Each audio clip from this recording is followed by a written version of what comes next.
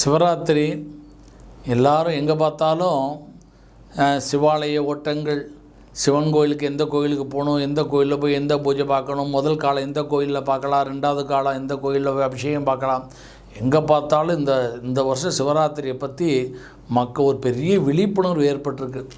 இதுக்கு நிறைய ஆன்மீக மையங்கள்லாம் கூட பெரிய விழாலாம் கொண்டாடின்னு இருக்கான்.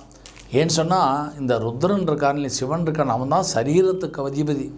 அப்போ சரீரம்தான் மனம், சரீரம், புலன்கள். அப்போ நம்ம இந்த புலன்களால் தான் பாவங்கள் பண்ணுறோம், அந்த மனசால் தான் பாவங்கள் பண்ணுறோம், அந்த சரீரத்தால் தான் பாவங்கள் பண்ணுறோம். அப்போ இந்த பாவங்களெல்லாம் போகணுன்னு சொன்னோன்னா அதுக்கு ருத்ரன் தான். ஆத்மாவுக்கு அதிபதி மகாவிஷ்ணு. ஆனால் அந்த சரீரத்தில் பாவங்கள் இருக்கிற வரைக்கும் ஆத்மாவுக்கு விமோசனம் கிடைக்காது. அந்த விஷ்ணு அந்த ஆத்மாவுக்கு விஷ்ணு சாயுஜ்யம் வைகுந்த பதவியை கொடுக்க மாட்டார். அப்போ அந்த சரீரத்துலேருந்து முதல்ல விடுதலை கொடுத்தா தான் அந்த ஆத்மா விமோசனம் அடைய. எப்படி ஜெயிலேருந்து இருக்கிற கைதியை ஜெயில் திறந்து விட்டால் தானே கைதி வெளியே வருவான். அதே மாதிரி இந்த உடம்பு என்கிற ஜெயிலேருந்து இருக்கக்கூடிய கைதி யாருன்னு சொன்னால் அந்த ஆத்மா. அதை உள்ளே போட்டு அடைச்சி வச்சுருக்கோம். பல ஜென்மாந்தரமாக செஞ்ச அந்த பிராரார்த்த கர்மா, செஞ்சீத கர்மாங்கிற கர்மாக்கள்னால் உள்ளே போட்டு அடைச்சி வச்சுருக்குறோம். அதுக்கு விடுதலை வேணும் இல்லையா? அப்போ அந்த விடுதலை கொடுக்கணுன்னா அந்த ஜெயிலுங்கிற அந்த சரீரத்துலேருந்து விடுதலை கொடுக்கணும். அதுக்கு ருத்ரன் தான், அதுக்கு சிவன் தான். அப்போ அந்த ருத்ரனுக்கு அபிஷேகம் பண்ணுறோம் இல்லையா? அது சிவராத்திரி இன்னைக்கு அந்த ருத்ரனுக்கு அபிஷேகம் பண்ணி அந்த 4 கால பொழுதில் இந்த இரவு பொழுது தான் அந்த ருத்ரனுடைய பொழுது. காலை பொழுது அரியுடைய பொழுது, பிரம்மமூர்த்த பொழுது பிரம்மாவுடைய பொழுது. அதனால் அப்போ பகலில் அந்த பெருமாளை சேவிக்கணும், காலையில் பிரம்ம முகூர்த்தத்தில் இப்போ பிரம்மனை சேவிக்கணும். அதனால தான் அதில் விசேஷமான பூஜைகள்லாம் பிரம்ம முகூர்த்தத்தில் சொல்லியிருக்கு.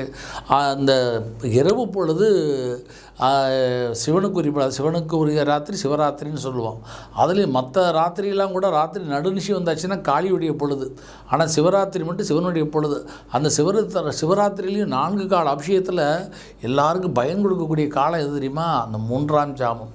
அந்த 3ஆம் ஜாமங்கிறது ராத்திரி 12 மணி, அதில் 11:30லேருந்து அந்த 12:30 மணிக்குள்ளே லிங்கோத்பவ காலம்னு பேர். அந்த காலத்தில் தான் தெய்வீக ஆற்றல் வெளிப்படக்கூடிய காலம் அந்த காலம்.